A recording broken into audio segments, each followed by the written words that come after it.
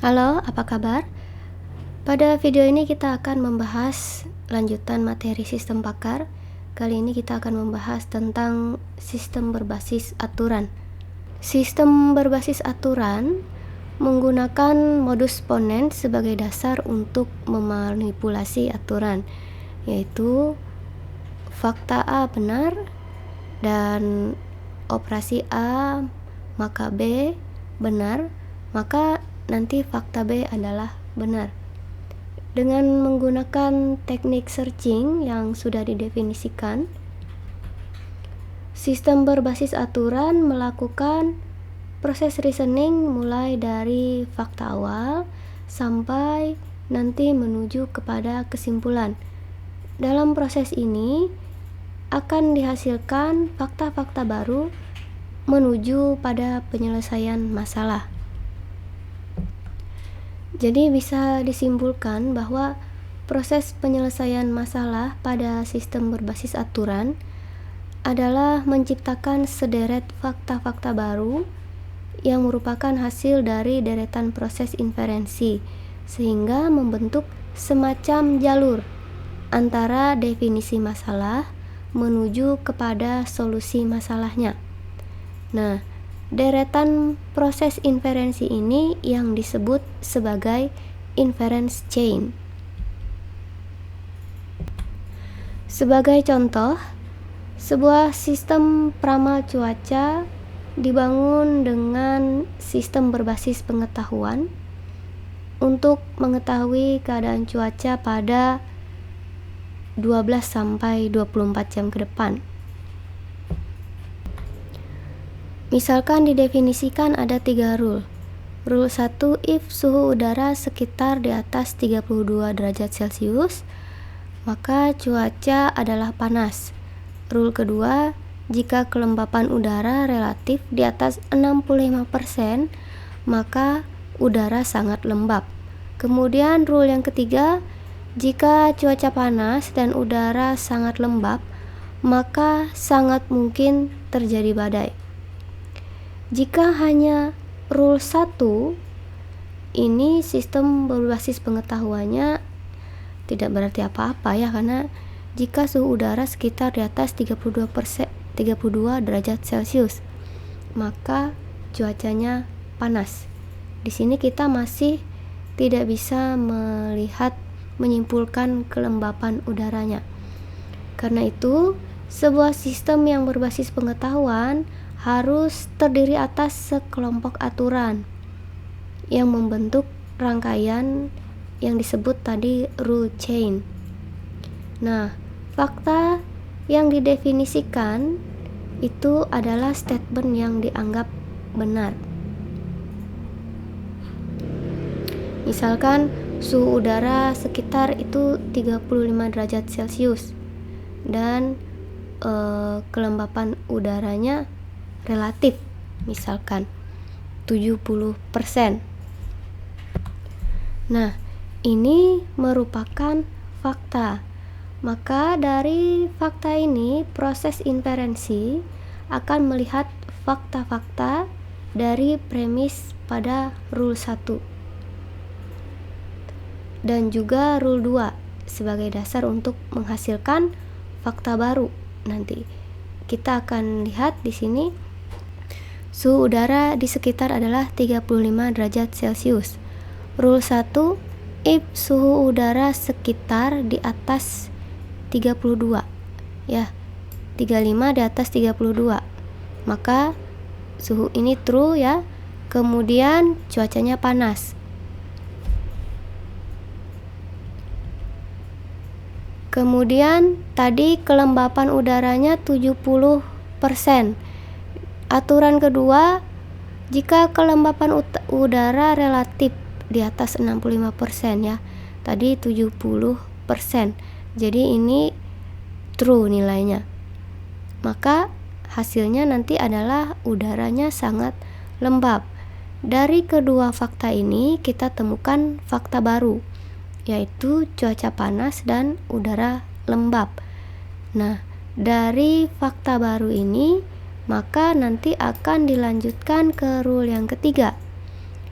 Di rule yang ketiga, jika cuaca panas dan udara sangat lembab, maka sangat mungkin terjadi badai. Nah, dari sini kita bisa mendapatkan fakta baru yang jadi kesimpulan, yaitu sangat mungkin terjadi badai. Proses reasoning dari sebuah sistem berbasis aturan adalah tahap proses mulai dari sekumpulan fakta menuju solusi, jawaban, dan kesimpulan. Ada dua macam cara yang bisa digunakan untuk menghasilkan suatu kesimpulan, yaitu yang pertama forward chaining. Forward chaining ini data driven, artinya dia didorong oleh data, di mana kesimpulan dihasilkan dari seperangkat data yang diketahui. Kemudian backward chaining atau goal driven, ini disebut goal driven karena dia didorong oleh tujuan. Backward chaining ini memilih beberapa kesimpulan yang mungkin dan mencoba membuktikan kesimpulan tersebut dari bukti-bukti yang ada. Sekarang kita akan melihat contoh kasus. Yang pertama adalah kasus identifikasi binatang. Jika ada suatu rule dibentuk untuk membuat identifikasi binatang, kita bisa lihat di sini ada 10 rule ya. Rule 1, 2, 3, 4. Kemudian rule 5, 6, 7, 8, rule 9, dan juga rule 10. Jika terlalu cepat, mungkin bisa di pause ya untuk melihat isi dari rule-nya. Pengetahuan yang sudah didefinisikan ini bisa direpresentasikan ke dalam bentuk diagram pohon. Diagram pohon N or tree. Nah, diagram pohonnya dari 10 rule ini akan dibentuk menjadi seperti ini. Kita lihat contohnya ya.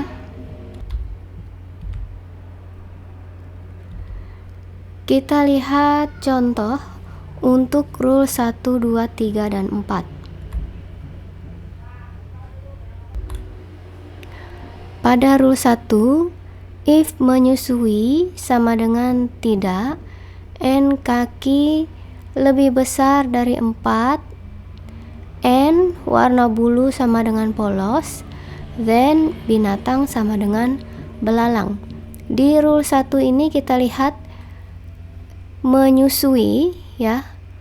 Menyusui itu ada di sini, jadi karena di rule pertama itu aturannya adalah jika menyusui, jadi pilihannya ada ya atau tidak. Menyusui ya atau tidak. Kemudian kaki 4. Kaki lebih dari 4 sama dengan 4 sama dengan 2. Ini diambil dari kumpulan rule yang ada.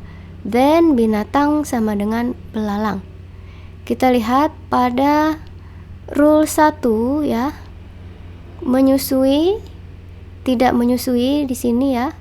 Kemudian kakinya lebih dari 4.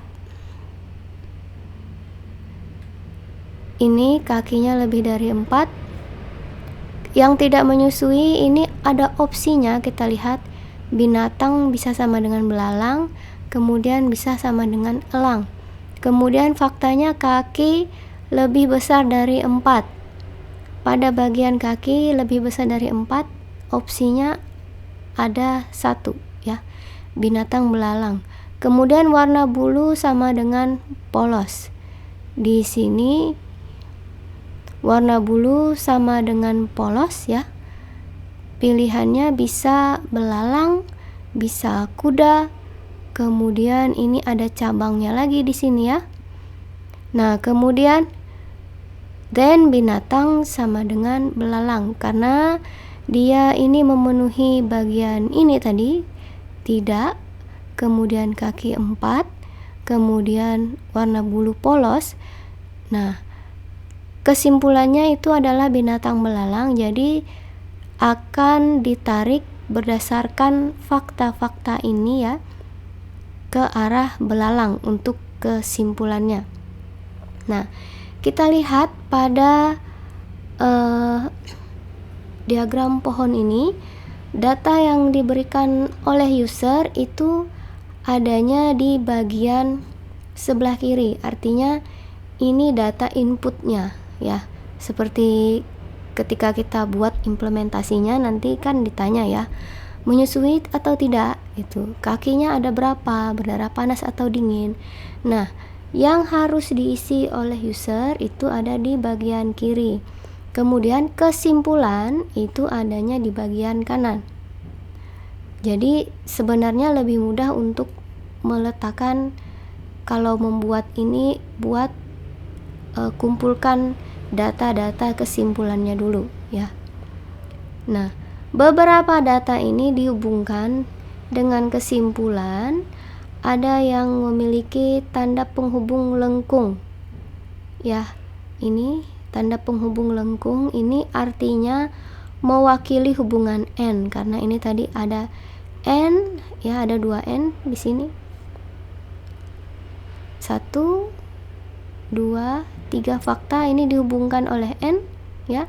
Jadi 3 fakta ini diberikan garis lengkung. Sedangkan kalau yang tanpa penghubung lengkung itu mewakili OR ya. Jadi kalau misalnya yang seperti ini ya, ada cabang-cabangnya gini, nah itu dia mewakili OR. Sedangkan ada yang disebut intermediate fact atau parameter ya. Parameter itu diletakkannya di tengah-tengah di antara data dan kesimpulan. Yang mana yang parameter ini? Yang kelas ini ya. Kelas mamalia, karnivora, kategorinya ada kategori karnivora, kategori herbivora ya. Kemudian sekarang muncul pertanyaan, dari fakta yang sudah tersedia ini bagaimana sistem pakarnya melakukan proses tracing dari satu fakta ke fakta berikutnya dengan menggunakan rule yang sudah ditentukan sehingga menghasilkan suatu kesimpulan. Nah, proses ini yang disebut sebagai reasoning. Kalau dalam sistem berbasis aturan, tadi sudah disebutkan ada 2 macam proses reasoning. Kalau tadi disebut ada forward chain dan backward chain. Nah, bentuk reasoning itu juga ada 2, yaitu forward reasoning dan juga backward reasoning. Nah, kita akan lihat masing-masing proses reasoning ini dengan kasus yang ada ya. Yang pertama, forward reasoning. Di dalam forward reasoning, proses inferensi itu dimulai dari seperangkat data yang ada kemudian menuju kesimpulan. Makanya dia disebut data driven. Pada proses ini akan dilakukan pengecekan terhadap setiap rule atau aturan untuk melihat apakah data yang sedang diobservasi memenuhi premis dari rule tersebut atau tidak. Apabila memenuhi, maka rule-nya akan dieksekusi untuk menghasilkan fakta yang baru yang mungkin nanti akan digunakan lagi oleh rule yang lain. Proses pengecekan rule ini yang disebut sebagai rule interpretation. Kalau di sistem berbasis pengetahuan, rule interpretation atau interpretasi rule ini dilakukan oleh yang namanya inference engine. Ya, kita tahu ya, inference engine ini salah satu bagian atau komponen dari sistem pakar. Proses interpretasi rule ini merupakan proses yang berulang. Kita bisa lihat pada diagram ini ya, setiap langkahnya ini dilakukan berulang-ulang, jadi ada siklusnya. Langkah yang pertama atau step pertama ini disebut matching, artinya mencocokkan ya. setiap rule yang ada pada basis data itu nanti akan dicocokkan atau dibandingkan dengan fakta-fakta yang diketahui untuk mencari rule mana yang memenuhi. Kalau disebut memenuhi itu berarti situasi premisnya itu nilainya benar ya, nilainya true. Nah, jadi setelah bagian matching ini, baru di langkah kedua adalah conflict resolution. Conflict resolution ini dihasilkan dari suatu kondisi di mana beberapa rule-nya itu sudah dipenuhi ya, ketika setelah tahap matching tadi. Resolution ini conflict resolution bertugas untuk mencari rule mana yang memiliki prioritas tertinggi dan berpotensi untuk dieksekusi. Jadi akan dipilih, mungkin ada beberapa rule yang cocok seperti itu, kemudian dibuat prioritasnya ya, kemudian lanjut ke langkah yang ketiga. Langkah yang ketiga ini yang terakhir dari proses forward reasoning, ini proses eksekusi dari rule yang sudah dipilih tadi. Proses ini bisa menghasilkan dua kemungkinan ya, bisa menghasilkan fakta baru, kemudian nanti akan menjadi pengetahuan, diturunkan lagi ke bagian step matching ini lagi, atau bisa juga menghasilkan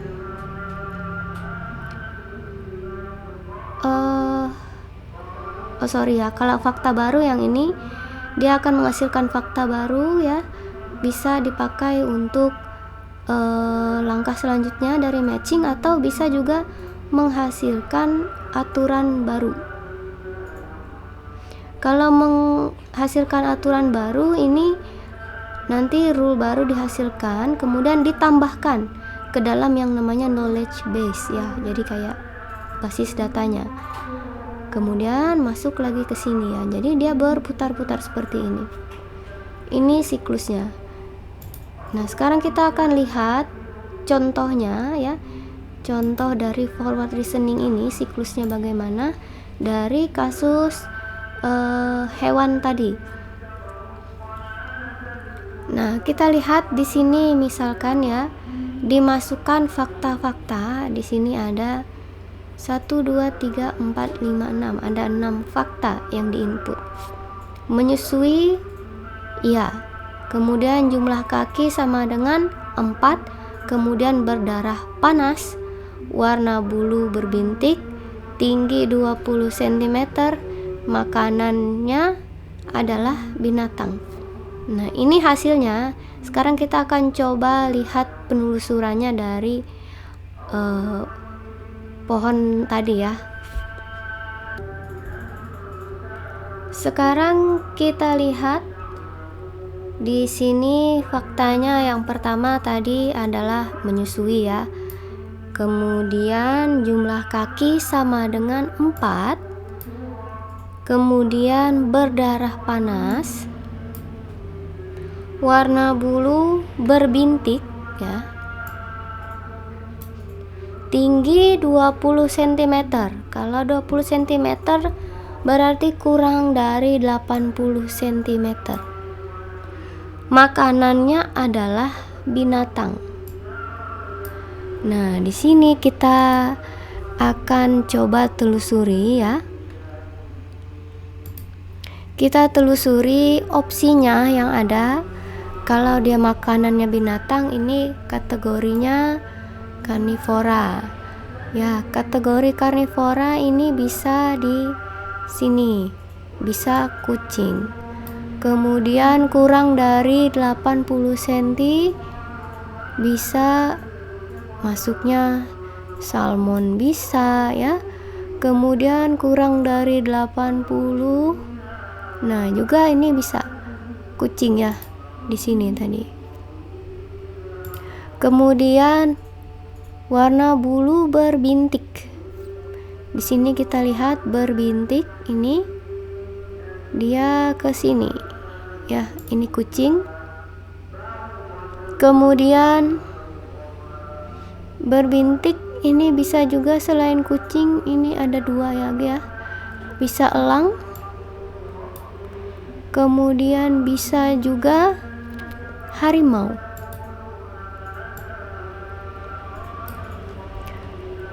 Berdarah panas ya, berdarah panas itu bisa ini tadi elang. Kemudian berdarah panas bisa juga masuk ke kelasnya mamalia ya. Kalau kelas mamalia ini ada banyak pilihannya. Kemudian kaki sama dengan 4 juga. Ini kelas mamalia, rata-rata kakinya 4 ya. Ini arahnya ke sini. Kemudian menyusui. Iya, menyusui, masuk ke sini kelas mamalia. Kemudian ke arah kucing ke sini. Nah, kalau kita lihat dari pohon ini memang semuanya arahnya ke sini. Nah, tapi kalau secara komputerisasi ya, dia tidak menelusuri seperti ini, tapi dia menelusurinya berdasarkan rule. Sekarang kita akan lihat rule-nya ya. Kita akan telusuri rule-nya dulu. Ketika ditelusuri rule, maka kita cek dulu ya. Tadi faktanya adalah dia menyusui. Yang mana yang menyusui? Nah, ini menyusui sama dengan ya. Kemudian kaki sama dengan 4 tadi ya. Dan juga berdarah panas. Nah, ini kelasnya adalah mamalia. Jadi yang pertama rule 2 ini masuk. Kemudian waktu dicek rule pertama tadi tidak masuk ya, karena dia tidak menyusui. Jadi ketika fakta dicek di sini ya, kalau dalam pemrograman kan ini dulu yang dicek ya, maka dia akan langsung skip gitu, langsung keluar dari rule ini dan langsung menuju ke rule 2 gitu ya, karena dia langsung tidak memenuhi syarat di sini. Kemudian rule yang kedua tadi memenuhi syarat. Rule ketiga, jika makanan sama dengan binatang. Tadi faktanya makanan itu binatang ya, berarti ini dia masuk ya, kategori karnivora. Rule ini cocok. Kemudian dia akan cek lagi di rule yang keempat. Jika makanan sama dengan tumbuhan. Faktanya tadi makanan sama dengan binatang. Jadi dia tidak masuk di sini ya. Akhirnya dia akan skip langsung ke rule yang kelima. Jika kelas mamalia, tadi kita lihat yang sebelumnya dia masuk kelas mamalia. Ini fakta baru ya. Ada fakta baru yang tercipta di rule 2 dan 3. Kelas mamalia dan karnivora. Jika kelas mamalia dan warna bulu berbintik. Warna bulunya berbintik sesuai dengan faktanya dan tinggi lebih dari 80. Tapi tadi faktanya tingginya sama dengan 20 cm, berarti kurang. Maka ini tidak termasuk ya. Dia lanjut mengecek rule yang keenam. Jika kelas sama dengan mamalia, kemudian warna bulu sama dengan polos. Tadi warna bulunya berbintik, karena tidak cocok langsung menuju ke rule 7. Jika kelas mamalia dan kategori herbivora. Tadi ada fakta baru tercipta, kategorinya adalah karnivora. Jadi ini tidak cocok, lanjut ke rule 8 langsung. Di rule 8, jika kelas mamalia dan kategori karnivora ya, warna bulu polos atau berbintik di sini ya, ada or-nya. Karena atau berarti termasuk ya, atau bergaris, dan tinggi kurang dari 80 cm, tadi cuma 20. Maka binatangnya sama dengan kucing. Ya. Di sini cocok ya faktanya. Tapi dia tetap cek lagi. Jika rule sama dengan di rule 9 kaki sama dengan 2, tadi sudah tidak cocok ya. Kemudian jika berdarah dingin juga tidak cocok. Akhirnya rule yang cocok itu ada rule 2, 3. Nah, dari sini kita lihat pada tabel waktu cycle atau siklus pertama pengecekan fakta itu yang cocok 2 dan 3. Ada 2 yang dipilih tadi ya, 2 dan 3. Rule-nya menghasilkan fakta baru kelas mamalia. Kemudian diulang lagi di siklus kedua, yang diambil 2 dan 3 ya. Kemudian ini yang dipilih adalah di bagian yang ketiga, kategori karnivora yang dihasilkan tadi fakta baru. Dari fakta baru ini kemudian siklusnya ulang lagi. Rule-nya yang diambil adalah 2, 3 dan 7. Tadi bukan 7 ya, ini harusnya 8. Rule 8. Nah, rule yang dipilih selanjutnya tadi di sini kan sudah, kemudian dia pilih rule 8 menghasilkan kategori kucing tadi yang baru. Kemudian ketika dicek siklus yang selanjutnya tadi ya, 2, 3, 7 itu sudah tidak ada lagi yang dipilih karena 8, 9 dan 10 tadi sudah tidak ada yang cocok ya. Jadi langsung kosong sampai di rule yang terakhir. Jadi seperti itu. Kasus kedua ini merupakan kasus nyata. Kita sebut ini sebagai sistem pakar flood identification. Jadi ini sistem pakar yang membantu untuk menyelesaikan permasalahan banjir. Ini ditulis oleh Gonzales pada tahun 1993. Nah, kasus ini menggunakan forward reasoning. Jadi penduduk di sebuah daerah yang bernama Lowlands di Florida, Amerika Serikat menemukan bahwa desa di mana mereka dapat berharap menghabiskan masa tuanya itu ada di tempat yang sering terkena banjir dari Sungai Suwannee. Banjir ini selalu terjadi setiap musim semi. Karena itu mereka mengundang seorang pakar sistem pakar yang bernama Dr. Paul Peters untuk membangun sebuah sistem berbasis pengetahuan untuk memberitahu mereka mengetahui apabila banjir akan datang dan apakah perlu evakuasi. Jadi di sini Dr. Peters menemukan bahwa diperlukan 10 buah parameter dan juga 18 aturan untuk menyelesaikan masalah ini. Parameternya bisa kita lihat pada tabel ini. Jadi parameternya itu adalah bulan. Nilai yang memungkinkan itu bulan apa saja di sepanjang tahun itu ya. Kemudian upstream precipitation ini curah hujan di hulu. Possible value-nya tidak ada, ringan sampai berat. Kemudian weather forecast ini perkiraan cuaca, misalnya cerah, berawan, kemudian hujan badai gitu ya. Kemudian ketinggian sungai ini diukur menggunakan kaki karena di Amerika Serikat yang umumnya diukur pakai kaki atau feet. Season atau musim kering atau basah ya. Kemudian local rain, hujan lokal, apakah tidak ada, ringan atau berat. Kemudian perubahan sungai dari tidak ada, ringan sampai berat. Kemudian apakah ada peringatan banjir, itu yes or no, dan juga perintah evakuasi yes or no. Kemudian ini rule-nya ya. Jadi bisa di pause untuk membaca keseluruhan rule-nya.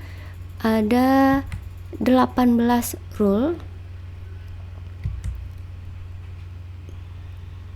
Kalau kita lihat secara keseluruhannya, ini rule pertama untuk bulannya, untuk basah atau kering. Kemudian rule 2 ini juga basah atau kering.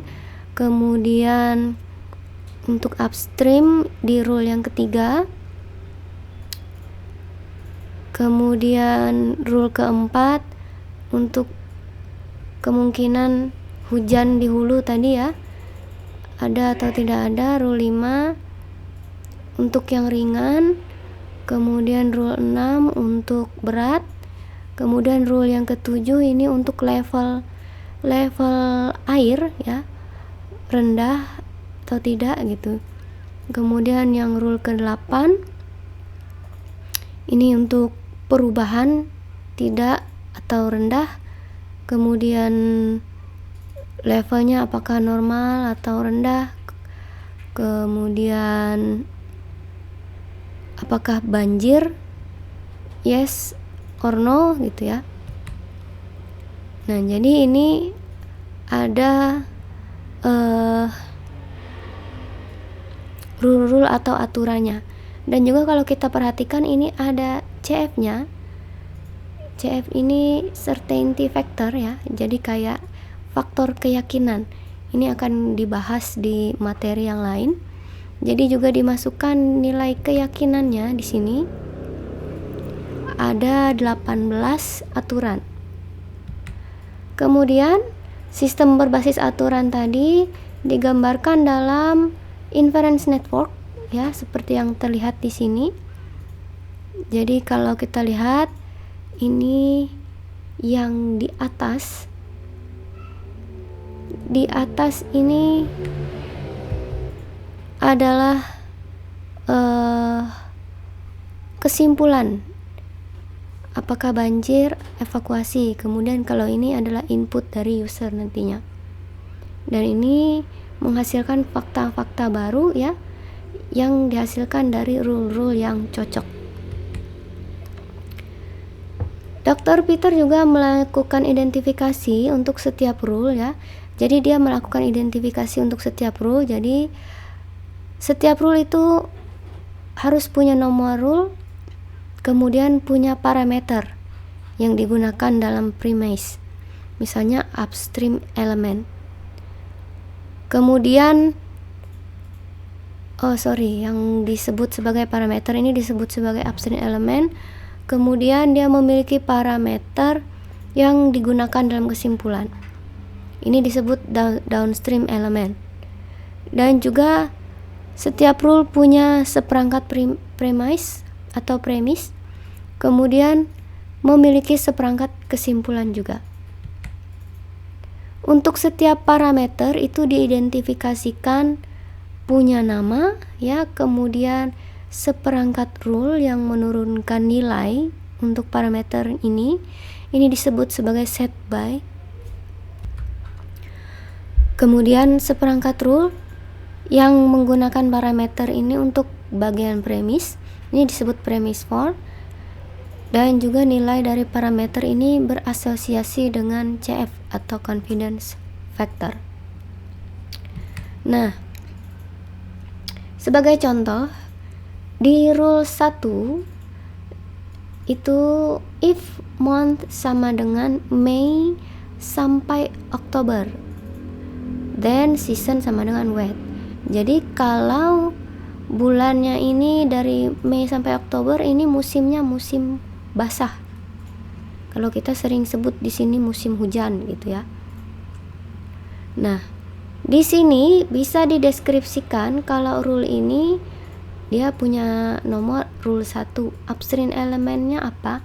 Itu month, bulan. Downstream elemennya season. Jadi upstream elemen yang jika itu ya, ini elemennya, kemudian makanya itu yang ini downstream elemen. Kemudian premisnya month sama dengan Mei sampai Oktober. Kesimpulannya, season sama dengan wet. Kemudian untuk parameternya ini adalah change atau berubah. Tadi ada yang di tengah-tengah ya, itu di dalam jaringan rule-nya tadi ada range, change, dan level. Nah, parameter ini yang fakta barunya itu. Kemudian set by-nya itu rule 3, rule 4, rule 5, dan rule 6. Kenapa set by-nya ini rule 3, 4, 5, 6? Karena parameter change ini kalau kita perhatikan ini diatur atau dia tergantung ada rule ini 3, 4, 5, 6 ya. Jadi set by parameter change ini diatur oleh 3, 4 rule ini. Kemudian premise for itu rule 8, 9, 10, 11, 12. Kalau kita perhatikan premise ini atau premis ini untuk apa? Untuk rule ini. Dari 8 sampai 12. Yang ke-8 ini ya, 8, 9, 10, 11, 12.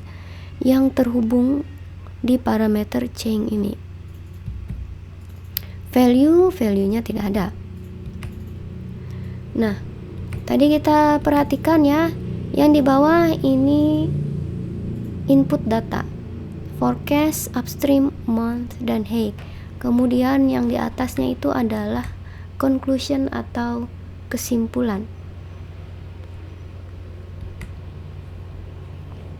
Misalkan dari beberapa sensor yang sudah dipasang ya, maka diketahui ada data sebagai berikut. Month May, upstream light, kemudian forecast sama dengan cloudy, dan hike-nya sama dengan 15 kaki. Dari inference ini ya, kita bisa lihat berdasarkan data ini, dengan mencocokkan fakta yang ada dengan rule base, kita bisa melihat antrian rule-nya nanti yang akan diproses. Kita lihat rule pertama yang harus diuji adalah ini, month. Jadi month itu rule 1. Di rule 1 itu apakah match atau tidak gitu ya, cocok atau tidak. Kalau di rule-nya itu rule 1 itu month sama dengan Mei sampai Oktober. Jadi dia masuk sini ya. Jadi ini nanti masuk rule-nya. Jadi R1 ini nanti dieksekusi dan menghasilkan season wet ya. Di sini nanti menghasilkan fakta baru, seasonnya itu wet. Parameter season ini terpakai pada premis R3 dan R4. Tapi karena kedua rule ini sudah ada di dalam antrian rule-nya ya, maka rule 3 dan 4 ini tidak perlu ditambahkan ke dalam antrian. Selanjutnya nanti rule 1 dikeluarkan dari antrian dan pengujian dilanjutkan menuju ke rule 2, rule 3, rule 4.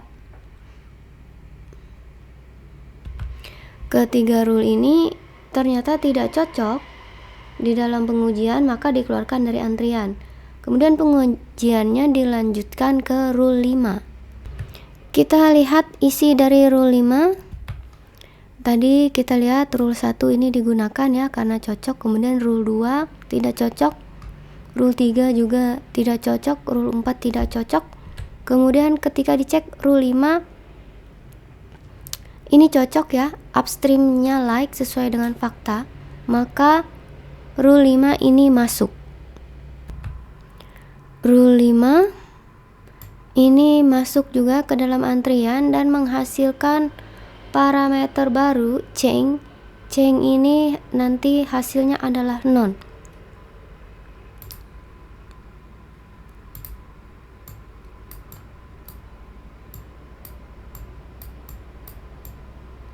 Kemudian nilai dari parameter change ini digunakan kalau kita lihat ini oleh rule 8 ya. 8, 9, 10, 11,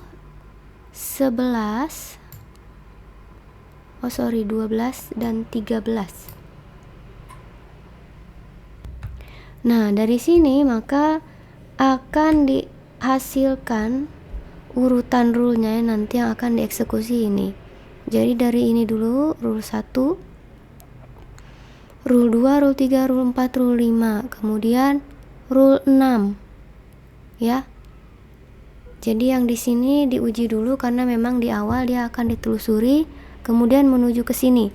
Jadi yang di bagian ini tidak perlu ya, tidak akan ditelusuri oleh sistem pakarnya. Dia akan langsung melangkah ke sini. 13, 12, rule 13, 14, 15, 16, 17, 18 di sini kita lihat. Di sini 13, jadi setelah rule 6 itu ke sini naiknya ke level 13, 14, 15, 16, 13, 14, 15, kemudian baru ke sini 16, 17, 18. Jadi itu urutannya nanti. Kalau yang di atas ini itu berdasarkan fakta yang ada, tapi dia tidak masuk antrian.